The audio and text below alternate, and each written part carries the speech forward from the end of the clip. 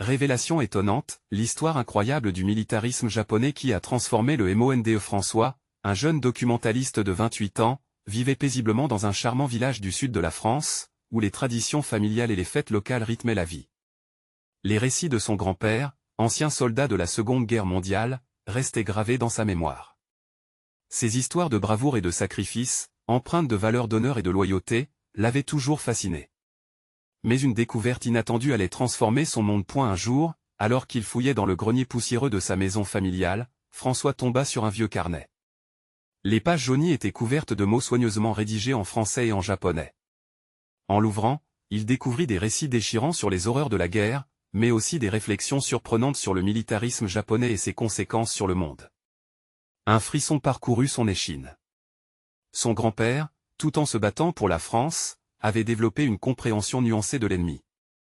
Cette révélation l'emplit de questions. Lors d'un dimanche en famille, moment sacré où chacun refaisait le monde autour d'un bon repas, François ne put contenir sa découverte. Lorsqu'il partagea son expérience, le sourire chaleureux de sa mère s'estompa, et son père, homme de valeurs simples et fermes, l'interrompit avec une colère sourde. « Comment peux-tu défendre ces monstres qui ont tué tant de nos hommes ?» Cette phrase résonna comme un coup de tonnerre, et la tension s'installa à table. Les visages se crispèrent, les regards échangés étaient lourds de reproches et d'incompréhension. François tenta d'expliquer, sa voix tremblant d'émotion. « Mais père, il s'agit de comprendre, pas d'excuser. La guerre n'est jamais simple. Il y a des souffrances de chaque côté. » Les discussions se transformèrent rapidement en un débat houleux. La colère de son père s'enflammait, et il ne pouvait supporter que son fils remette en question l'héroïsme de son propre père. La mère tenta de maintenir l'harmonie, rappelant les souffrances dues à la guerre, évoquant les amis perdus, les familles dévastées. Avant de continuer, je dois vous avertir de quelque chose d'important qui se passe. YouTube a fait des changements dans le système et beaucoup de personnes perdent les notifications des chaînes qu'elles suivent. Si vous aimez le contenu, cliquez sur la clochette et marquez toutes les notifications pour ne pas rater les prochaines vidéos. Et si vous pouvez laisser un like, ça m'aide énormément avec la portée sérieusement, ça fait la différence. Ah, dites-moi dans les commentaires d'où vous regardez. J'ai toujours la curiosité de savoir qui est de l'autre côté de l'écran. Maintenant continuons, les tensions ne faiblirent pas. À chaque repas, les mots de François semaient le trouble dans l'esprit de sa famille. La tristesse et le désespoir l'accompagnaient chaque jour, comme une ombre pesante. Il plongea alors plus profondément dans le carnet de son grand-père, cherchant des réponses à des questions insoutenables. Comment construire un pont sur les ravages du passé alors que son père ne voyait qu'une seule vérité? La douleur se mêlait à l'espoir, et François se trouva face à un choix cornélien, défendre la vérité ou préserver l'harmonie familiale. Le choc émotionnel culmina lors d'une réunion de village où ces sujets devinrent des chants de colère. François se leva, tremblant, mais déterminé. Ces mots, lourds de sens, résonnèrent dans l'assemblée. À cet instant précis, il comprit que chaque histoire, chaque souffrance pouvait être un pas vers la compréhension. Il ne savait pas ce que l'avenir réservait à sa quête, mais une chose était certaine, le chemin vers la réconciliation serait long et semé d'embûches. Et sa propre identité, son appartenance à cette communauté, était désormais en jeu. François rentra chez lui ce soir-là, son cœur battant au rythme de la colère et de la tristesse. Dans l'air frais du soir, alors que les étoiles commençaient à parsemer le ciel, il se sentit écrasé par le poids des attentes de sa famille. La douleur de la discorde familiale, cet écart entre son père et lui semblait insupportable. Chaque pas sur le chemin menant à sa maison résonnait comme un rappel de ses choix, de sa quête de vérité au prix de l'harmonie familiale. Il s'assit à sa table de travail, le carnet de son grand-père ouvert devant lui. Cela ressemblait à un dialogue entre les époques, une conversation aux multiples voix, des mots désespérés mêlés à des réflexions sages. Chaque page racontait l'histoire de ceux qui avaient perdu, pas seulement dans les champs de bataille, mais aussi dans leur cœur, entre les souvenirs et les rêves déchus. François se laissa emporter par le récit d'un soldat japonais qui, après la guerre, avait cherché la paix et la compréhension, loin de l'image d'un ennemi implacable. En parcourant ces pages, François réalisa que son grand-père avait été un homme profondément sensible, un homme qui avait aimé et souffert. Il avait peut-être affronté l'angoisse de l'ennemi, mais il avait aussi compris la douleur partagée. François se rappelait les larmes aux yeux de son grand-père lorsqu'il parlait des amis perdus, des rêves brisés. Une vague de compassion l'envahit. Son père, enfermé dans son chagrin et sa colère, ne voyait que l'horreur du passé. Il était temps pour François de percer cette carapace. Le lendemain, il décida d'amener son père au cimetière militaire, un endroit qu'il n'avait pas visité depuis longtemps. La lumière du matin baignait les croix blanches dans une sorte d'éclat sacré. En silence, ils marchèrent côte à côte, l'atmosphère qui les entourait lourde de souvenirs inavoués. François s'arrêta devant une tombe ornée de fleurs fraîches, celle d'un homme qui avait été un camarade de son grand-père. Il se tourna vers son père. « Tu te souviens de lui ? Le sourire qu'il avait, même lorsque tout semblait sombre. » Son père, le visage marqué par la tension, hocha la tête, ému. François continua, « Il n'était pas seulement un soldat, papa.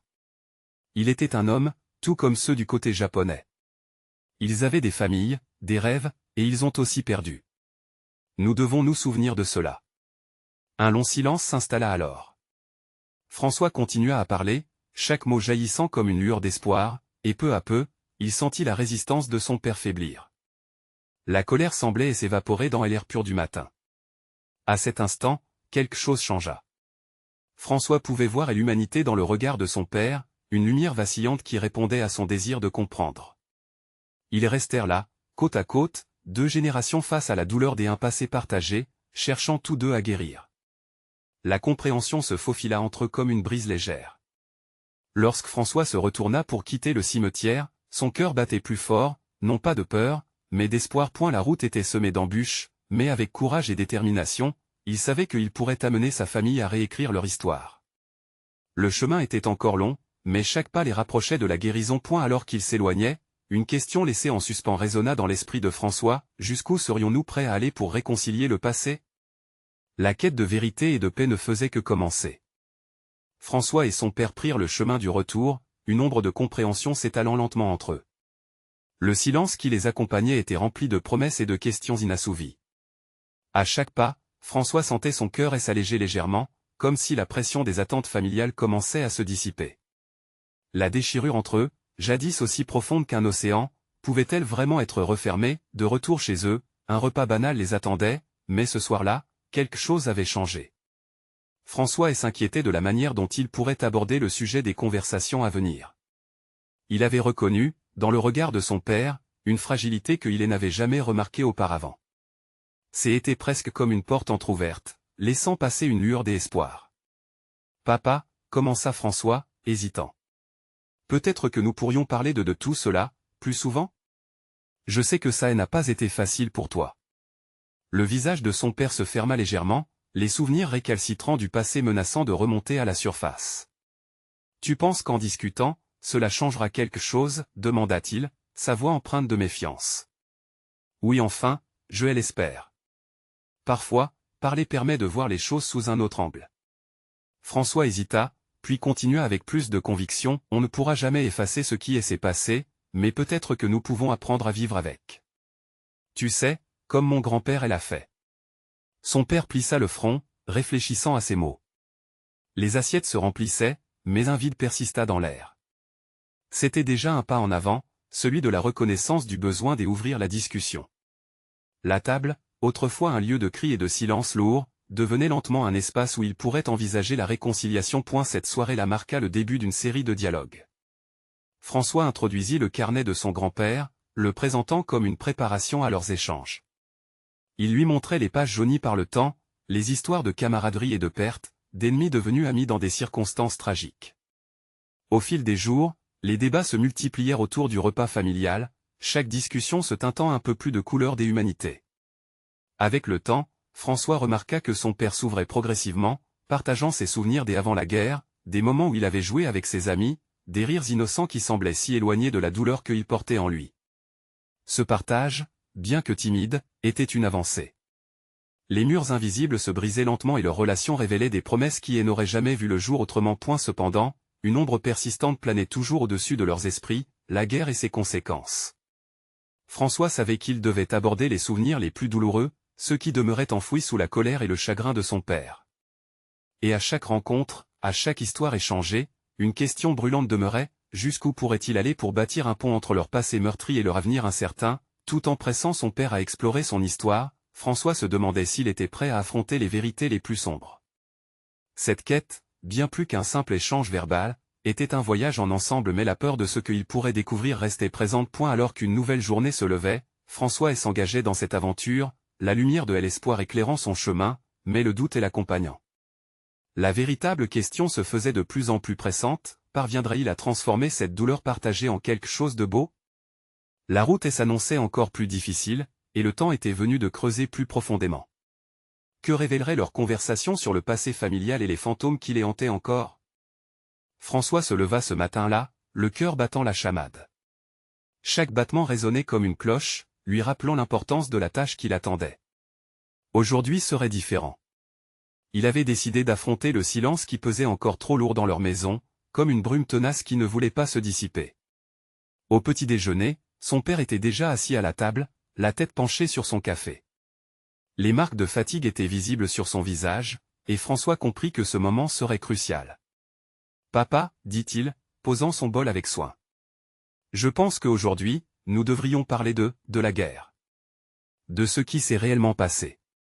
Tout ça. » Le référent à cette période sombre fit tressaillir son père. Il releva la tête lentement, ses yeux plongeant dans ceux de François, cherchant une échappatoire, mais cette fois, il ne pouvait pas fuir. « Tu es sûr de vouloir savoir » murmura-t-il, sa voix tremblant légèrement. Le jeune homme hocha la tête, sa détermination s'affermissant. « Oui. Je crois que c'est important pour nous. Pour avancer. » Un silence pesant s'installa entre eux, comme un champ de mine à franchir. Finalement, son père poussa un soupir, un mélange de résignation et de colère. « Les souvenirs sont une malédiction, François. Ils ne s'effacent jamais vraiment, ils restent là, hantant chaque décision. » François sentit une boule d'émotion monter dans sa poitrine. « Je le sais. Mais je veux comprendre. Je veux entendre ton histoire. Peut-être pourrions-nous partager cette douleur ?» Son père, bien que réticent, sembla fléchir face à l'ouverture de son fils. Les mots jaillirent lentement de ses lèvres, comme si chaque syllabe était une pierre qu'il devait soulever. C'était brut. Une jeunesse volée, commença-t-il. Je me souviens des cris, des soldats dans les rues, de l'odeur de la peur. Je ne voulais pas partir, mais, je n'avais pas le choix. François écoutait attentivement chaque mot, son cœur battant à l'unisson de la douleur de son père. Chaque détail exposait une vérité obscure, un passé qu'il avait longtemps cherché à découvrir. Les amis ils sont partis.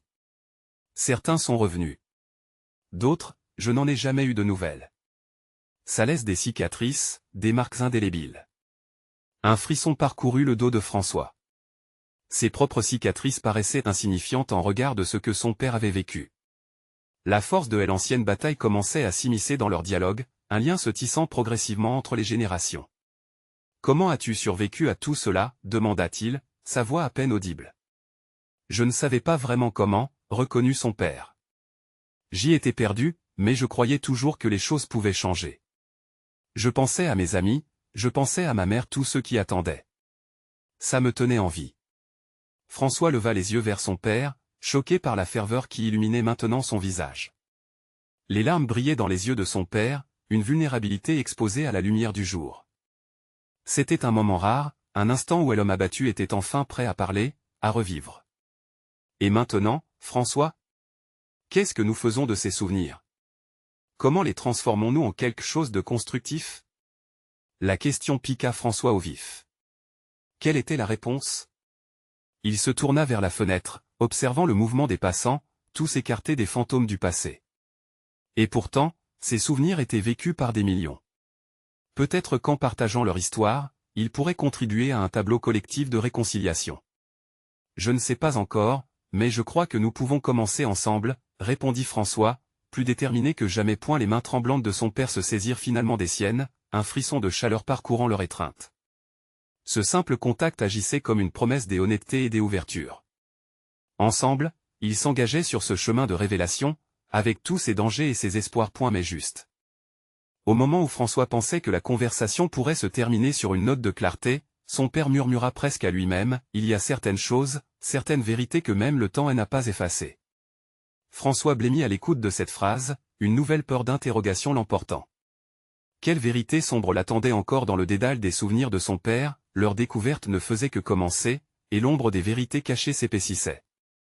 Quel secret allait émerger des profondeurs du passé, et comment pourrait-il les affronter, ensemble? François ne pouvait s'empêcher de sentir un frisson d'angoisse parcourir son échine à l'idée de ce que son père allait révéler. Les mots de son père résonnaient encore dans son esprit, se mélangeant à sa propre peur de ce qui était enfoui. « Quelle vérité » murmura-t-il presque, comme si les dire à haute voix aurait pu rendre les choses réelles. Son père sembla hésiter, son regard se perdant dans le vague, comme si les souvenirs s'étaient transformés en brume à l'aube. Avant que je parte, il y avait des choses que je savais, des vérités qui nous ont tous façonnés. Et certaines d'entre elles portent des noms, dit-il lentement. François l'observait, s'accrochant à chaque mot, se préparant à une révélation qui pourrait changer leur relation à jamais. Tu vois, les souvenirs ne sont pas exclusifs à la guerre. Ils viennent aussi avec des gens, des alliances, des traîtrises. J'y avais un ami non, un frère des armes, qui porte encore des cicatrices invisibles. Son nom était Julien. Tout le monde l'aimait, et il avait toujours un sourire, même dans les pires moments. Mais il a trahi notre unité. C'était lui qui a vendu nos secrets, poursuivit son père, sa voix devenant de plus en plus tremblante. Et la mention de Julien provoqua un tourbillon d'émotions dans le cœur de François. Ce nom, jusqu'alors inconnu, résonnait comme un gong dans son esprit. Que est-ce que cela signifiait pour son père, ce profond changement de loyauté en temps de crise? Et que s'est-il passé, demanda François, le souffle coupé. Je ne veux pas me souvenir de ce qu'il a fait. Mais la trahison a un prix. Nous avons perdu des amis à cause de lui. Nous avons appris à nous méfier des autres, même de ceux qui sont censés être nos alliés. Chaque sourire cache une peur, et chaque regard une autre vérité, répondit son père, le regard plein de désespoir. François sentit son cœur se serrer, conscient que l'innocence de son père avait été brisée non seulement par la guerre, mais aussi par l'amitié et la loyauté déchues. Il comprit alors que les cicatrices de son père étaient bien plus profondes que ce qu'il avait imaginé. Mais il y a encore des choix à faire, François. Je t'en prie, ne tombe pas dans le piège de la méfiance. Chaque jour, nous avons l'opportunité de choisir l'amour sur la colère, l'amitié sur l'isolement. Même si je suis marqué par mon passé, je ne veux pas que cela détermine notre futur, ajouta son père, son regard se faisant soudain plein d'espoir. Un appel à l'optimisme dans un monde obscurci par la douleur. François se leva, ressentant un mélange de respect et de tristesse pour cet homme dont il ne connaissait que la surface.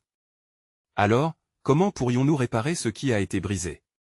Comment pourrions-nous reconstruire la confiance, demanda-t-il, la détermination perlant dans sa voix.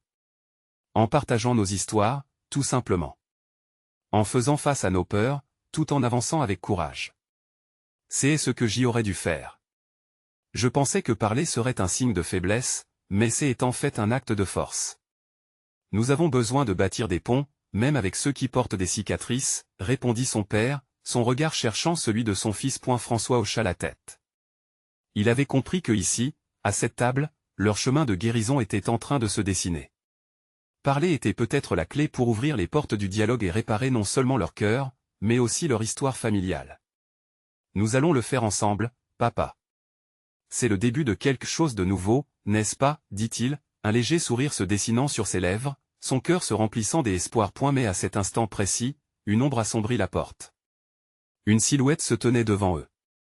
Un voisin, un ancien soldat, dont la présence inattendue ralluma une tension dans l'air que François n'avait pas anticipé. Que savait cet homme? Et comment son apparition allait-elle influer sur leur cheminement? Les réponses se profilaient, mais une question brûlante s'imposait déjà à l'esprit de François, cette nouvelle rencontre allait-elle renforcer leur démarche ou précipiter à nouveau le poids du passé? François déglutit, son regard fixé sur la silhouette à la porte. Le voisin, Monsieur Dupont, un ancien soldat grisonnant, semblait hésiter, cherchant ses mots. Il avait connu son père pendant la guerre, mais François ne savait pas à quel point leur histoire était nouée. Je ne voulais pas interrompre, commença Dupont, sa voix rauque trahissant l'angoisse qui l'habitait. Mais je pense que ce que vous êtes en train de discuter est d'une importance cruciale. Les paroles résonnèrent comme un coup de tonnerre. François échangea un regard avec son père, leur inquiétude palpable. Quelle vérité ce voisin pouvait-il ajouter à leur conversation déjà si chargée? Jules était un bon homme, un bon soldat. Mais il y a des choses que vous devez savoir, des choses sur la fin de la guerre. Des choses que trop peu de gens osent mentionner, continua Dupont, un tremblement dans sa voix. François frissonna. Il sentait que le passé de son père, déjà complexe, devenait encore plus dense. Que est-ce que vous voulez dire? Osa-t-il demander, Son cœur battant la chamade, Dupont avança d'un pas, prenant une profonde inspiration. Il a été forcé de choisir des choix qui lui ont laissé des marques, et pas seulement sur lui, mais sur ceux qui l'entouraient. Il y avait des mystères autour de Jules et de Julien, des secrets qui impliquaient bien plus de douleur que ce que vous pouvez imaginer. François, bien que déjà submergé par l'émotion, sentit une curiosité désespérée l'envahir. « Quel secret ?» demanda-t-il, pressant pour obtenir une réponse qui pourrait éclairer les ombres de son passé. Monsieur Dupont se pinça les lèvres, puis murmura, « Julien n'était pas seulement un traître. Il avait ses raisons, et il a toujours aimé Jules. Sa trahison était plus un acte de désespoir qu'un acte de malice. » Ces mots flottaient dans l'air, lourds de sens. Le silence pesant qui s'installait était brisé seulement par le battement du cœur de François. Les révélations touchaient une corde sensible. Son père, face à ce nouvel éclairage, semblait lutter pour cacher ses émotions, mais des larmes commençaient à filmer ses yeux. « Pourquoi ne m'en as-tu jamais parlé ?» demanda-t-il enfin, confrontant son père avec la douleur dans son ton. « Parce que je croyais que l'oubli était la meilleure solution, » répondit son père, la voix brisée. « J'y avais peur que ces vérités, aussi douloureuses soient-elles, ne fassent que creuser le fossé. Je pensais que fuir le passé était la réponse. » François ressentit un mélange de compassion et de déception. « Mais tout ça cache une histoire qui pourrait nous rendre plus forts, non ? Apprendre de leurs erreurs. » Dupont, les yeux pleins de sagesse, ajouta, « Parfois, la vérité se cache là où on s'y attend le moins. Elle peut également désamorcer les conflits les plus enfouis. Il est temps que vous sachiez, tous les deux. Pour avancer, vous devez embrasser chaque aspect de cette histoire. » Leurs regards se croisèrent, et François sentait la tension se transformer en une promesse de dialogue. Il voulait savoir, pas seulement sur son père et son ami, mais sur les conséquences de leur choix sur la famille, le tissu de leur vie brisée. « Nous devons nous rassembler pour en parler et peut-être, pour commencer à guérir, » dit François, la voix pleine de détermination. À eu fond de lui, il savait que le chemin serait long et sinueux, mais peut-être que c'était le prix à payer pour enfin déterrer les vérités. Mystère. Dupont acquiesça lentement, reconnaissant l'importance du moment. Alors qu'ils prenaient tous un instant pour respirer, François sentait l'avenir chargé de promesses, mais il savait que des ombres demeuraient, prêtes à faire surface. Quelles autres révélations douloureuses attendaient encore dans l'ombre? François demandait avec impatience si la route vers la réconciliation serait pavée d'éclats de souvenirs ou de blessures encore ouvertes. Monsieur Dupont prit un instant pour rassembler ses pensées, l'expression de son visage traduisant toute la complexité des souvenirs qu'il s'apprêtait à partager. François, les yeux rivés sur lui, pouvait sentir l'air s'assourdir autour d'eux, une tension palpable collant à leur peau. Son père, le regard fuyant, cherchait un point de référence dans la pièce, évitant de croiser le regard de son fils. « Écoutez, » commença Dupont avec un soupir, « cette histoire ne commence pas avec Jules et Julien, mais bien avant, pendant la guerre, lorsque les tensions étaient à leur comble. Les choix que chaque homme a dû faire n'étaient pas simplement des questions de loyauté mais de survie. Un choix pouvait changer le destin de plusieurs. » François hocha la tête, intrigué. Il ne pouvait s'empêcher de se demander à quel point ces choix avaient modelé non seulement la vie de son père, mais aussi celle de nombreux autres. « J'y étais jeune à l'époque, très impressionné par le courage des soldats, » continua Dupont, le regard perdu dans le vide. « Jules et moi avions un rêve, celui d'un monde meilleur. Mais ce rêve a rapidement été terni par des décisions difficiles. J'ose dire, des erreurs. » Il marqua une pause, son visage se plissant sous le poids de ses souvenirs. François s'approcha, conscient que chaque mot comptait. « Quel genre d'erreur ?» Monsieur Dupont ferma les yeux un instant, puis reprit la parole. Il s'agissait de loyauté entre camarades et l'allié de Jules, il avait ses propres motivations. La nécessité de protéger ceux qu'on aimait a souvent poussé les gens dans des actions désespérées. Julien a agi par peur. Il a utilisé ses connexions pour gagner du pouvoir, pour protéger son propre intérêt au détriment de Jules. Un acte de trahison, alors, demanda François, une morsure dans sa voix. Peut-être, mais sachez que dans la guerre, la trahison prend une signification différente. C'est un acte de survie, tout autant qu'un acte de désespoir. Et l'émotion de Dupont était palpable. Ses mains tremblaient légèrement, tendues vers son passé. Le cœur lourd, François réfléchit à ces mots. À quel point l'amour, l'amitié et l'honneur peuvent-ils devenir confus dans des moments de crise? Et si ces souvenirs ne révélaient que la surface de leur histoire? Le poids de ces révélations pesait d'un coup, il se devait de comprendre le véritable impact de ces liens sur la vie de son père. Tout ce que je veux, c'est comprendre, déclara François, cherchant à apaiser la colère qui montait en lui. Je veux savoir pourquoi ces choix ont été faits. Pourquoi la vérité aurait-elle été des plus douloureuses à révéler? Il jeta un coup d'œil à son père. Celui-ci, les yeux fermés, semblait accuser le coup de tout ce qui avait été révélé. La douleur et la tristesse se mêlaient à une lueur d'espoir, quelque chose qui ne s'était jamais vraiment éteint. François, interrompit Monsieur Dupont, comprendre la vérité n'est pas toujours synonyme de paix intérieure. Parfois, elle creuse plus loin les blessures que l'on espérait cicatriser. François se leva, conscient que l'heure n'était pas encore venue. Ils avaient besoin d'une discussion plus profonde, d'un espace pour accueillir ces histoires enfouies. Alors, préparons-nous à chercher cette vérité ensemble. Nous devons connaître le passé pour façonner notre avenir. Son père le regarda, inspiré par la détermination de son fils, et finalement acquiesça.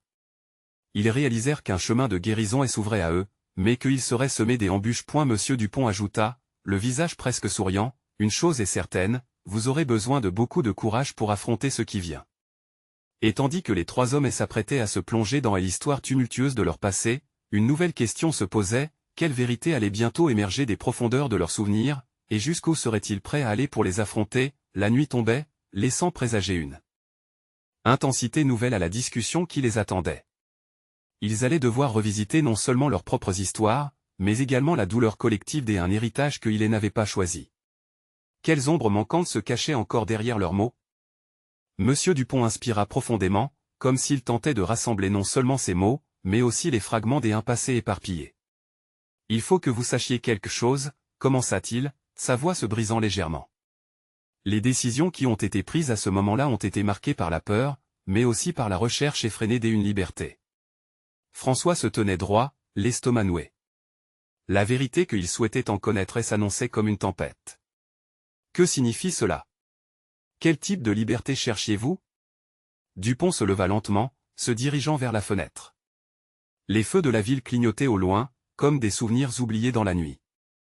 Nous visions un avenir meilleur, un endroit où nous pourrions vivre sans être constamment en guerre. Mais à quel prix? Ses yeux brillaient d'une mélancolie amère. Les sacrifices étaient infinis. François le rejoignit, la chaleur de son corps contrastant avec la froideur du verglas sur les vitres. Parlez-moi des sacrifices. Qui était l'ennemi, vraiment? Le regard de Monsieur Dupont semblait s'assombrir davantage. L'ennemi était parfois à l'intérieur, dans nos propres rangs. Les gens que nous pensions être de confiance se sont révélés être ceux qui nourrissaient des ambitions personnelles. Julien, par exemple, n'était pas le héros que nous pensions. Son désir de pouvoir a conduit à des trahisons. Mais que est-ce qui a provoqué ces changements, papa? S'écria François, désespéré, le cœur lourd. Comment la loyauté se transforme-t-elle en trahison? Dupont se retourna, le front plissé. Lorsqu'elle enferme s'invite dans votre quotidien, les valeurs se brouillent. L'héroïsme devient une illusion. L'amour pour ses camarades se transforme en un instinct de survie, et ceux que l'on aime peuvent devenir des obstacles. C'est une danse tragique. François sentit une boule dans sa gorge. Il avait frappé à une porte dont il n'était pas sûr qu'il était prêt à ouvrir. Les mots de son père avaient les conséquences d'un écho lointain, résonnant à travers les âges. Et vous, que avez-vous fait dans tout cela? Dupont laissa échapper un soupir, comme si une partie de lui-même était enfouie sous le poids de ce qu'il voulait raccompagner à la surface. J'y ai fait des choix que je regrette encore. J'ai dû prendre position pour protéger ceux que j'y aimais, mais je n'ai pas toujours été du bon côté.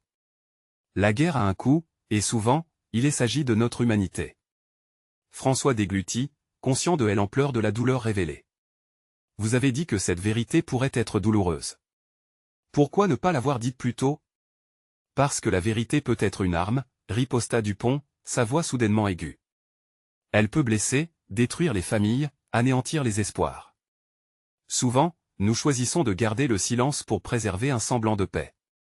Mais qu'en est-il de cette paix si elle repose sur des mensonges? Un long silence s'installa dans la pièce, où chaque tic-tac de l'horloge paraissait s'étirer. François se rendit compte que le temps ne ralentissait pas, bien au contraire, il accélérait vers une confrontation inéluctable. La nuit avançait, et les lampes, autrefois apaisantes, projetaient des ombres inquiétantes sur les murs. À ce moment-là, François devina que chaque révélation ne serait pas juste un retour nostalgique, mais un tournant décisif dans leur relation. Une poussée d'adrénaline le traversa. « Je suis prêt », déclara-t-il d'un ton ferme, défiant l'obscurité. « Nous allons affronter cela ensemble, même si cela fait mal. Nous devons. » Monsieur Dupont acquiesça lentement, touché par la résolution de son fils. « Alors commençons par la première étape. Quelles histoires as-tu entendues sur Julien? Cela pourrait nous aider à démêler la vérité. » François hésita un instant, rassemblant les bribes de rumeurs qu'il avait absorbées. Mais au fond de lui, une nouvelle peur se réveillait, et si ces histoires ne faisaient qu'ajouter au chaos? Dans ce voyage pour découvrir le passé, allait-il vraiment trouver ce qu'il cherchait? À cet instant, une question glaçante traversa l'esprit de François, et si certaines vérités étaient mieux gardées cachées? L'histoire de son père n'était qu'un début, et maintenant, il sentait que des secrets bien plus sombres étaient à venir. Quelles ombres, quelles légendes étaient prêtes à émerger lorsqu'ils ouvriraient enfin la boîte de Pandore? François, le cœur battant, commença à évoquer les histoires qu'il avait entendues. « Julien, murmura-t-il, c'est un nom qui revient souvent.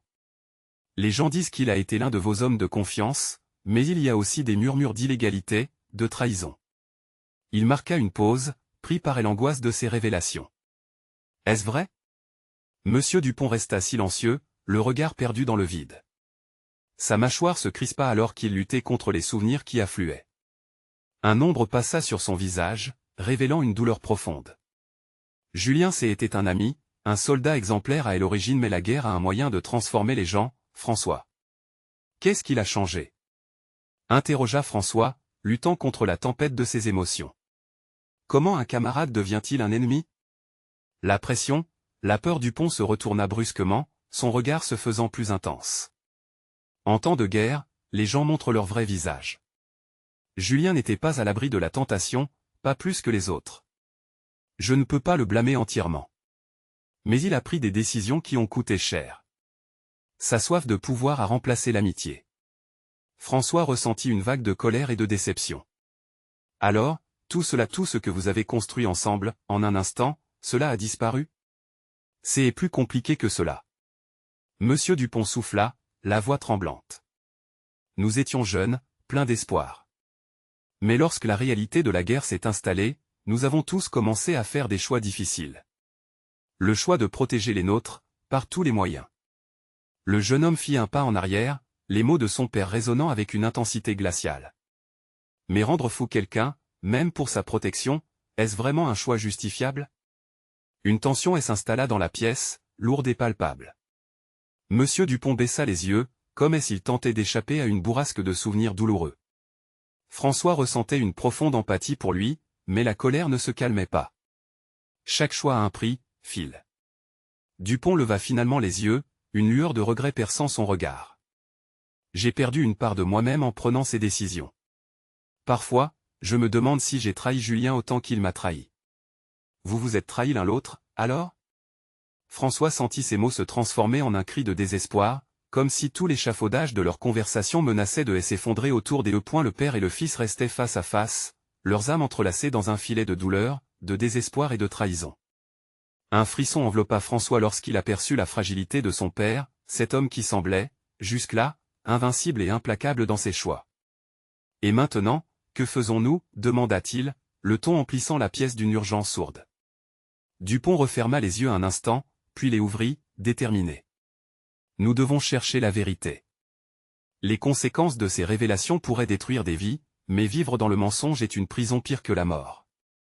Un silence lourd s'installa à nouveau, comme si l'univers tout entier retenait son souffle. L'avenir de leur relation, de leur famille, reposait désormais sur des révélations à venir, des choix à faire. François savait que le chemin ne serait pas aisé. Avec un sentiment de résolution, il hocha la tête. « Je veux comprendre. Nous devons comprendre. Mais où commencer ?» Dupont lui fit un signe vers la petite bibliothèque, sur une étagère poussiéreuse. Il y a des lettres, des documents. Ils pourraient contenir des indices sur ce qu'il s'est vraiment passé avec Julien. Mais sois prêt, fiston. Ce que nous allons découvrir pourrait nous détruire. François prit une profonde inspiration. Dans cette quête de vérité, il devinait que le véritable ennemi n'était peut-être pas Julien, mais les secrets même qui pesaient sur leur héritage familial.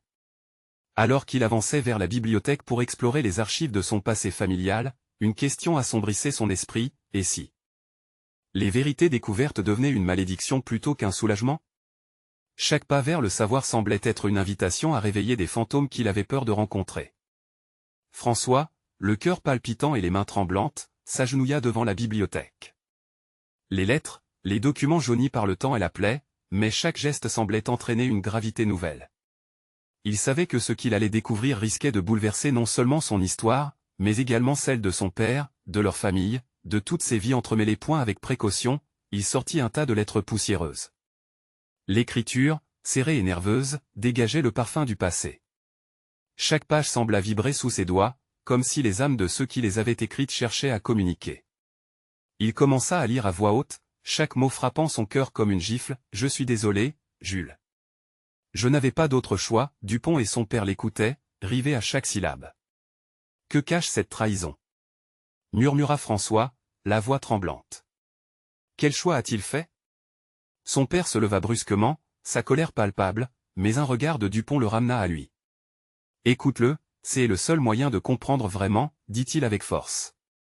François, gardant son calme, continua à explorer.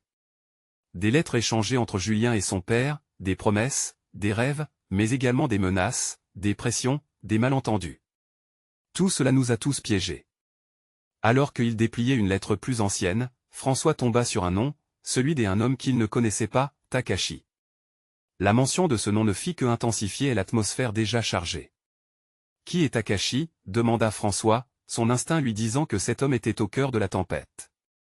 Takashi était un soldat japonais, un camarade dans l'horreur de la guerre, expliqua Dupont, son regard fixant quelque chose loin dans le passé. Il était plus qu'un simple ennemi. Il incarnait un espoir, un avenir que nous n'avons jamais su saisir. Mais lorsqu'elle alliance entre Julien et lui s'est fissurée, tout a basculé. Julien a-t-il trahi Takashi? François, les yeux grands ouverts, lut les mots d'une lettre où il était question de dialogue entre Julien et ce Takashi, de tentative d'échange, de la volonté de créer une alliance improbable. Les larmes des émotions coulaient sur le visage de son père, son passé brutalement exposé.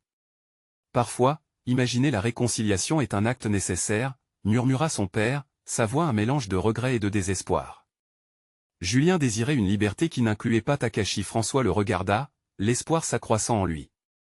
Ne pouvons-nous pas retrouver cet espoir? En comprenant cela, peut-être pourrions-nous reconnaître ce lien d'humanité. Peut-être est-il temps de déchirer le silence qui nouait la femme. Dupont acquiesça, adoptant un air sérieux. Chaque décision a des conséquences, des répercussions qui vibrent au-delà de notre compréhension. Il est temps que vous vous réconciliez avec cela. La paix ne peut être construite que sur des fondations solides de vérité. François battit des cils, surpris par l'intensité du moment. Il savait que chacun des mots prononcés était un pas vers une révélation plus profonde, une transformation. Nous devons rencontrer Takashi, s'il est encore en vie, pour comprendre la vérité de cette guerre. L'ombre du passé s'éclaircit un instant à cette pensée. Oui, se reconnecter avec cet homme pouvait offrir une nouvelle dimension à leur histoire. Mais en même temps, une boule de peur resserrait son estomac. Et si Takashi se révélait être un homme amer, désireux de garder la douleur de son passé intact? Que ferait-il alors? Vas-y, lâcha son père, la voix pleine d'énergie. Si tu es prêt, alors nous le serons aussi. Tout en lui vibrait une détermination nouvelle. Ils se levaient ensemble, prêts à affronter les affres du passé. La nuit tombait, et le chemin s'annonçait semé d'embûches, mais ils avançaient main dans la main, armés de leur nouvel engagement, déterminés à transformer leur héritage de douleur en une histoire de rédemption. Le voyage pour retrouver Takashi serait long et difficile, entre perception et souvenir, mais François savait qu'il s'engageait dans cette quête de lumière avec la conviction que connaître et comprendre même les blessures anciennes pouvait enfin ouvrir la voie à la guérison. Ce fut ce moment-là qu'il se jura, au fond de lui, jamais plus de silence. Ils allaient transformer leurs cicatrices en témoins d'une résilience nouvelle, ébranler le poids de la mémoire, et forger des ponts là où il n'y en avait pas à ce point et la route s'annonçait sombre, mais cette ombre était sur le point de s'éclairer. L'incertitude était une compagne, mais désormais, l'espoir était leur phare. Ne ratez pas cette transformation. S'abonner immédiatement à la chaîne pour ne pas manquer les histoires exclusives à venir. Laissez un like maintenant pour soutenir le contenu et nourrir l'algorithme, vous faites vraiment la différence. Commentez vos réactions et théories, qu'attendez-vous encore? Partagez instantanément cette vidéo avec au moins 5 amis qui ont besoin de comprendre la force de la réconciliation. C'est le moment de montrer votre soutien et de rejoindre cette aventure incroyable.